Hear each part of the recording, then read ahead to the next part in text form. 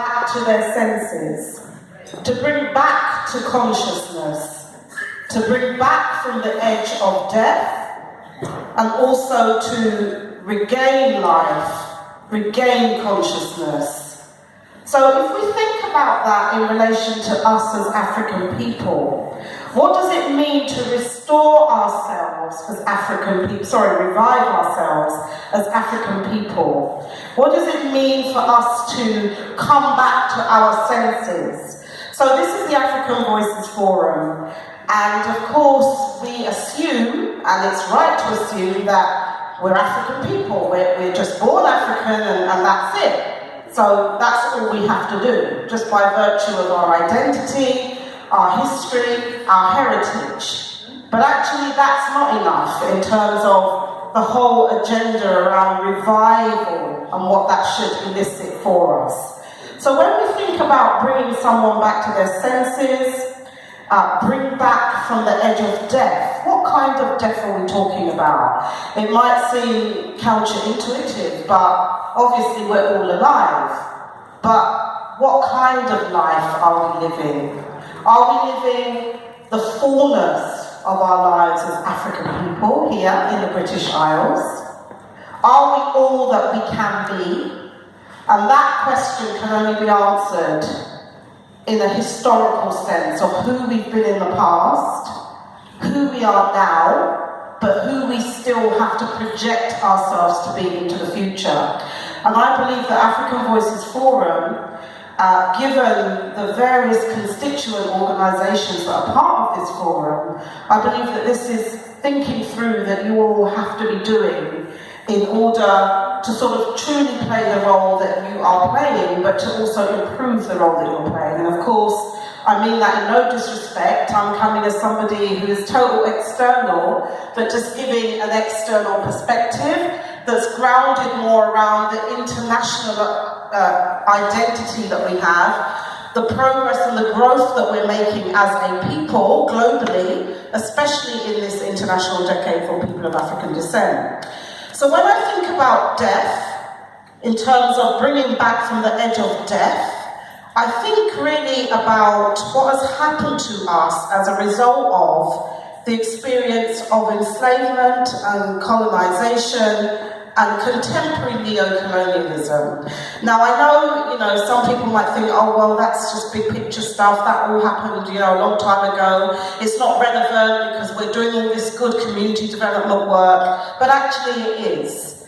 And one of the biggest problems that we have in what used to be termed a black voluntary sector, which obviously includes African heritage organisations, is that a lot of the work that we do is disconnected from our people's liberation struggle. So what I mean by that is that, for instance, if you're running a project that's about, say, educating young mothers, single mothers, or tackling gun and knife crime, you cannot just tackle that in the way that every other agency in this country is doing it. You have to look at it in terms of what is the historical experience of my people and my group in relating to this issue. How have we tackled it? How has it come about? Why is it our young people are killing each other, knifing each other, shooting each other? That's a question of alienation. Now, alienation caused as a result of what? What historical processes have brought many of our young people to feel alienated, literally disembodied and disconnected from self? Because that's what it would take for you to take the life of somebody else from your community. Now, alienation is not just a social issue, it's also a psychotherapeutic issue in terms of our experience of menticide, which is really the killing of the African mind. So in order to survive in this country, and part of our resistance strategy has been to kill a bit of the African in order to blend in and fit in. This is something that we do, and I think I've heard reference to it in even how we call ourselves in this gathering tonight. So for instance, a term like BAME. black, minority, ethnic. This is not a new thing. I remember when I was working in the voluntary sector in Southwark, in London, which has the largest population of people of African heritage in the whole of Europe. And I was part of a funded black and minority ethnic community regeneration network, of which I managed a generic network and then a women's network inclusive of that. And this is when that language of BME was first coming in. And we challenged it. We challenged it because actually, even though that was the term that the funds were kind of designating us as, all of my community groups that I was working with were African groups, and mainly African groups from the continent of Africa. So we said, no, we're not going to accept this language. If we're going to use the term black, which many of them did accept that term as well as African, then we're going to redefine it and we're going to call ourselves Black Majority World. And so we set up, and this is just an old flyer, something called Grassroots Rising, and I'm very proud to have managed this project where we were actually challenging the imposition of this term BME and then BAME and then BAMER and all the other things that come after it across kind of policy networks in London. This is part of the thing about reviving, yes? And rescuing us from basically oblivion and social and civil death. So I think that it's important that you challenge yourselves. Many people will know me that I'm a reparationist, reparations activist, and reparations really is looking at repairing the harm. So there's some harm that's gone onto our self-concept, and we internalize that because we fit into boxes and categories that we have not defined. They come from somewhere else. And for whatever reason, we feel that we have to fit in, but we don't. So our role as African people, as mothers and fathers of humanity, is to set the standard, to set the pace. Amen. And to be courageous in doing that. That's our God-given right. Amen. And our destiny to do so. Amen. So I'm just here to stimulate you, to encourage you to engage in that self-reflection and that internal organizational self-repair. Self-repair in our identity and conceptualization of who we are, because it matters. When our young people see themselves as minority ethnics and, oh, we're so oppressed, that does something to our psyche. It cuts them off from their global power base and their sense of connectivity to other people who look like them and who are struggling in the same way that they are and with the same issues. So what are we talking about in terms of civil death? Civil death is basically a United Nations term, and it's really important to emphasize this term in this decade for people of African descent, because it's recognized by the decade that people of African descent represent one of the most discriminated and oppressed groups across the globe. Now that's not taking away from individual success and even community successes and resilience that we have had. But there is a recognition and when I say the UN, please know that I mean our people who through struggle got the UN to recognise this programme. It's actually a grassroots agenda that through lobbying and influencing, they've been able to also influence the development of a programme at the United Nations. Okay? So civil death basically means where you are in existence in a state, but you have no political or group recognition. And one of the ways that civil death is being carried out by on people of African heritage is through the conceptualization of BME. And we are complicit in that if we don't use it, and even if you feel you have to use it, it has to be challenged from within, because that's part of our history too, where we had to find creative ways of resisting whatever social impositions that there were. Now, the beginnings of civil death really are linked in a wider concept that again has come from African minds an African-Jamaican sociologist, Orlando Patterson, who wrote a book called Slavery and Social Death. The beginning of social death comes from the enslavement process, where enslaved Africans would undergo loss of their identities through such things as replacing our names, being branded to indicate our social condition, being given a specific dress code, castration, etc. Each of these acts alienated enslaved Africans, who of course were free people who were captured and trafficked, and it cut us off from our original or previous identities and symbolized our loss of freedom and power. Now that's civil and social death. Civil death is more used by the UN, and it's not just about what happens to us. Many different groups in society also experience civil death, but obviously I'm talking to an Afrikan Voices Forum, so I'm tailoring my message to who I believe is here in the room, or the majority of the people. Now, when we think about reviving ourselves, it means that we have to counter or counteract that civil death, that lack of political recognition.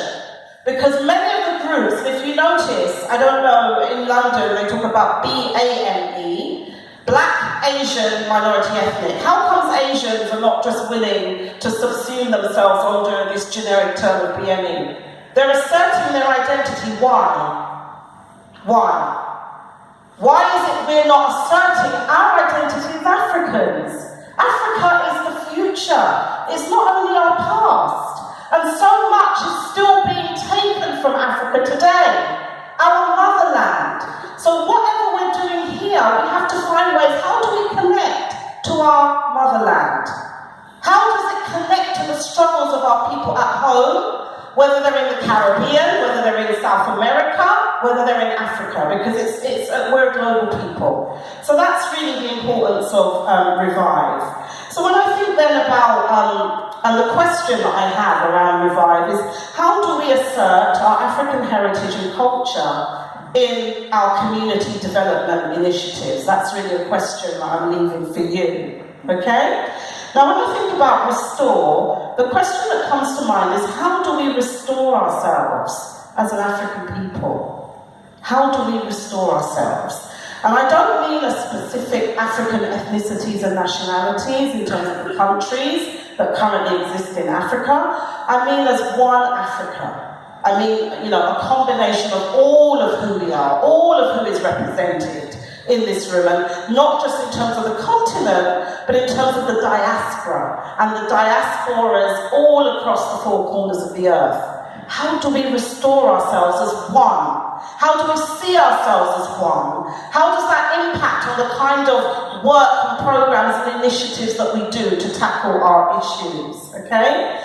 So when I think about restore, I think about the whole question of reparations.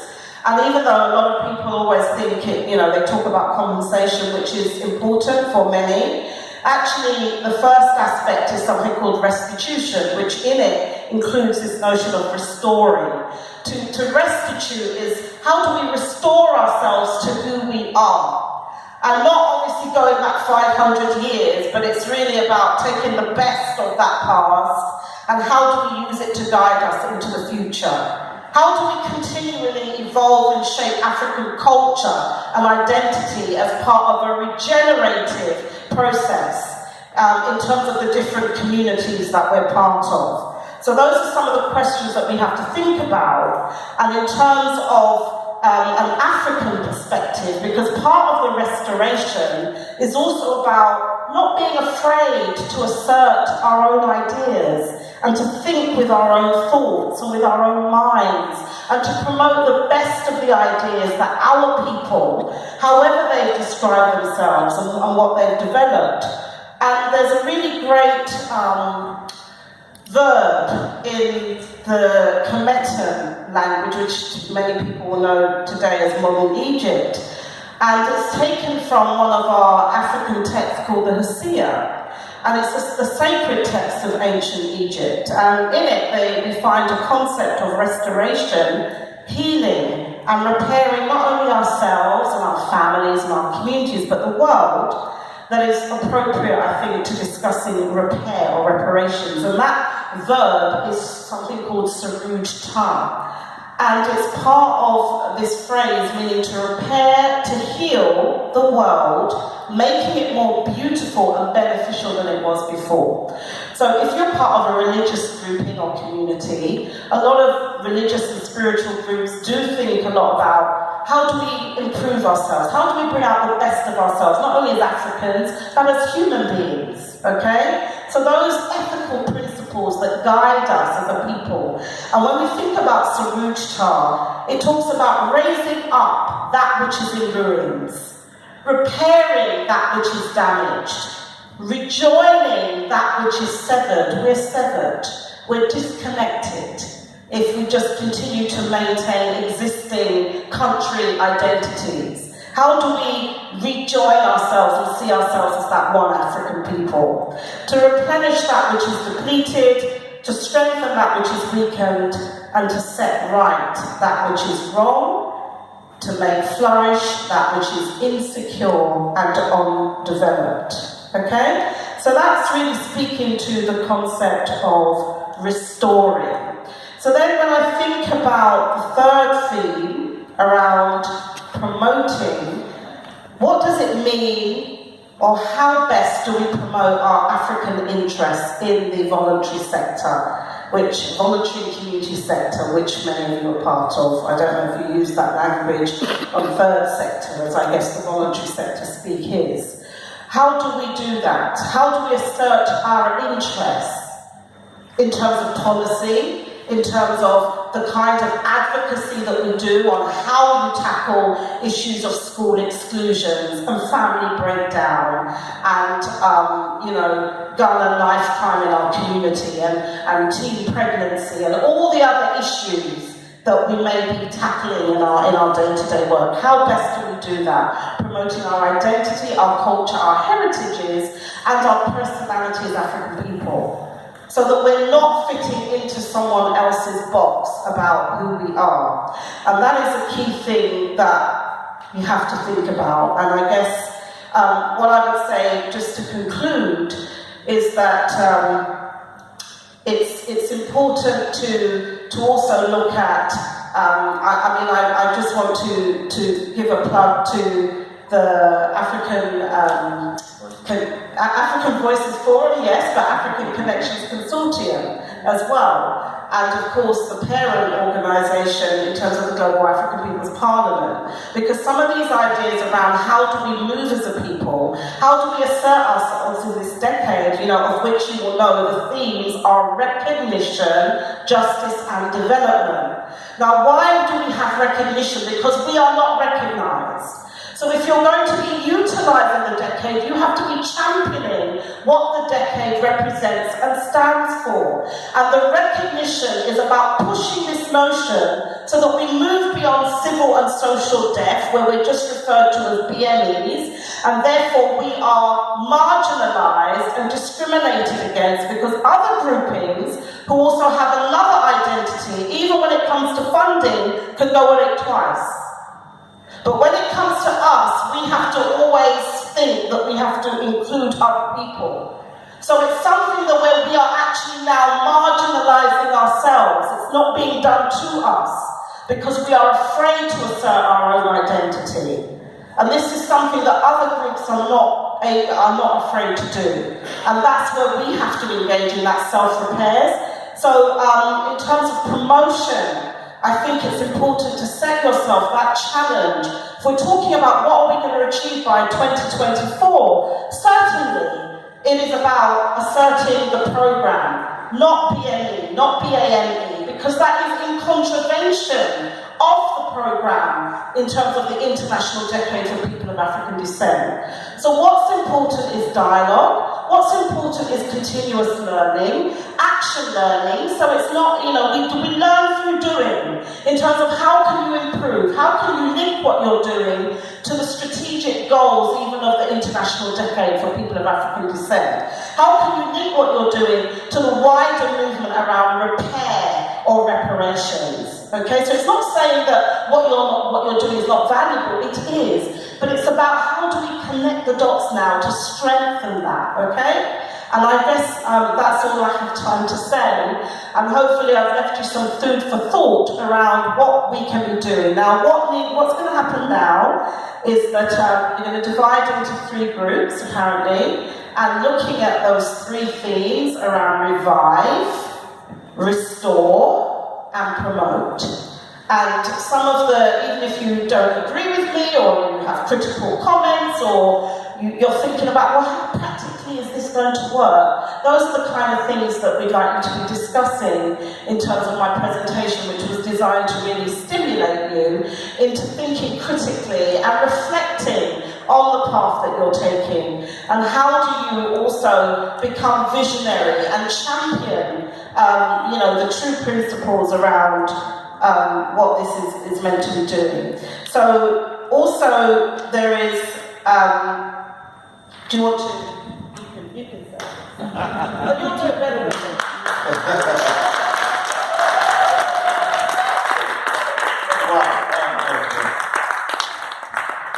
Mr. Chairman, I think no, can we give a round of applause? See, I am amazed by past.